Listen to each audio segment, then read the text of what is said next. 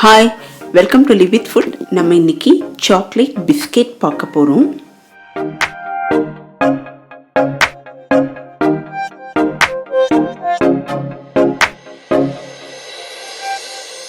Oven இல்லாமல் எப்படி பண்ணுறதுன்றத பார்க்கலாம்.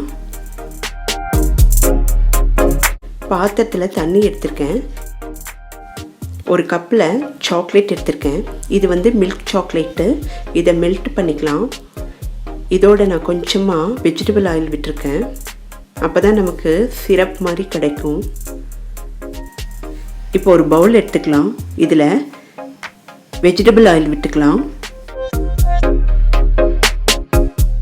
ஸ்வீட்டுக்கு நான் இங்கே ப்ரௌன் சுகர் எடுத்திருக்கேன். நல்லா மிக்ஸ் பண்ணிக்கலாம். இந்த பிஸ்கெட்டை டீ டைம் ஸ்நாக்காக நம்ம சாப்பிட்லாம். ரொம்ப நல்லாயிருக்கும்.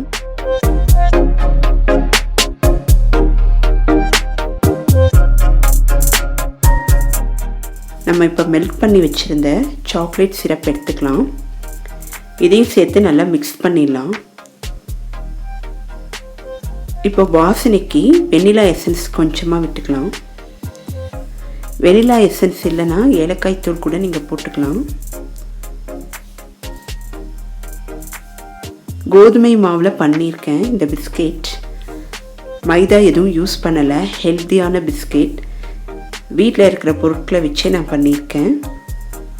நம்ம இப்போது சல்லடையில் கோதுமை மாவை நல்லா சலிச்சிடலாம்.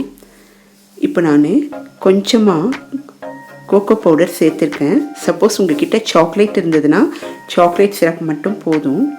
இப்போ இந்த மாதிரி கேக், பிஸ்கெட் இதெல்லாம் செய்யறதுக்கு நமக்கு கண்டிப்பாக பேக்கிங் பவுடர் ரொம்ப தேவை. அதனால் அதை மட்டும் சேர்த்துருக்கேன். உப்பு கொஞ்சம் சேர்த்துருக்கேன். உப்பு சேர்த்தோன்னா அதனோட ஸ்வீட்டு இன்னும் அதிகமாக தெரியும். அதனால்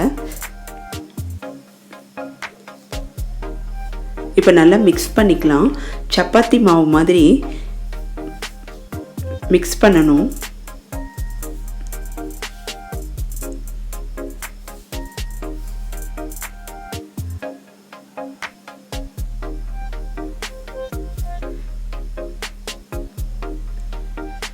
இப்போ நம்ம கொஞ்சமாக பாதாம், கருப்பு திராட்சை அதை சின்ன சின்னதாக கட் பண்ணி வச்சுருந்தேன். அதை சேர்த்துக்கலாம். நம்ம இந்த பிஸ்கெட் சாப்பிடும்போது அங்கங்கே நமக்கு வாயில் கடிப்படும். இப்போது காய்ச்சி ஆற வைத்த பாலில் கொஞ்சமாக எடுத்து தெளித்து நம்ம சப்பாத்தி மாவு மாதிரி இதை நம்ம ரெடி பண்ணிக்கலாம். பால் விடும்போது பார்த்து விட்டுக்கணும். ரொம்ப தண்ணியாக இருக்கக்கூடாது.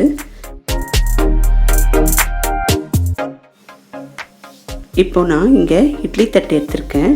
இதில் நம்ம ஆயில் விட்டு ரெடி பண்ணிடலாம்.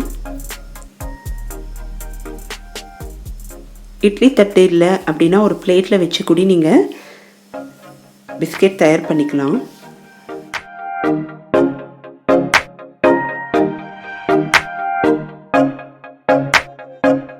கொஞ்சம் கொஞ்சமாக எடுத்து உருண்டைகளாக பண்ணி ரவுண்ட் ஷேப்புக்கு கொண்டு வந்துடலாம்.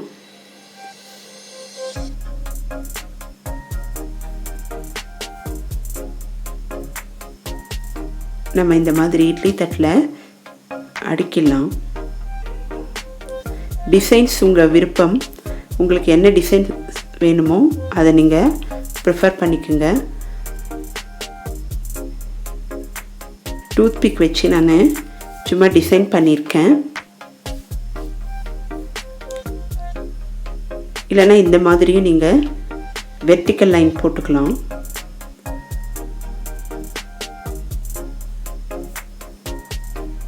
இல்லை எதுவுமே பண்ணலனாலும் ரவுண்ட் ஷேப்பில் அப்படியே கூட நம்ம வச்சிடலாம்.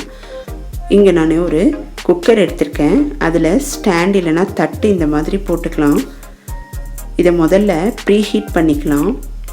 மூடியில் கேஸ்கெட் போடக்கூடாது, விசில் போடக்கூடாது. 7 நிமிஷம் நம்ம மீடியம் ஹீட்டில் வச்சு ப்ரீ ஹீட் பண்ணிடலாம். இப்போ 7 நிமிஷம் ஆயிடுச்சு. இப்போ நம்ம ரெடி பண்ணி வச்சுருந்த இட்லி தட்டை இதன் மேலே வச்சிடலாம்.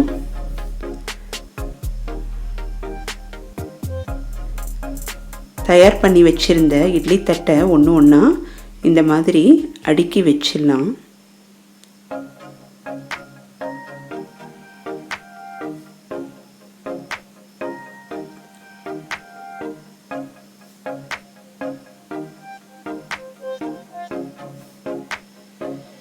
இப்போ நம்ம இந்த குக்கரை மூடி வச்சுட்டு அடுப்பை சிம்மில் வச்சுட்டு 30லேருந்து 35 நிமிஷம் வேக விடலாம்.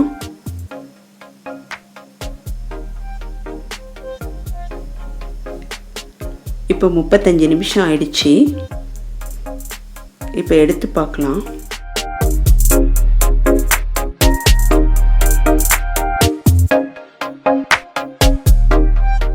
வீட்டில் இருக்கிற பொருட்களை வைத்தே நம்ம செஞ்சுருக்கோம். நீங்கள் ட்ரை பண்ணி பாருங்கள். உங்கள் கமெண்ட்ஸை சொல்லுங்கள். மறக்காமல் லிவ் வித் ஃபுட் சேனலை சப்ஸ்கிரைப் பண்ணுங்கள். நெக்ஸ்ட்டு வீடியோவில் மீட் பண்ணுறேன். பாய்.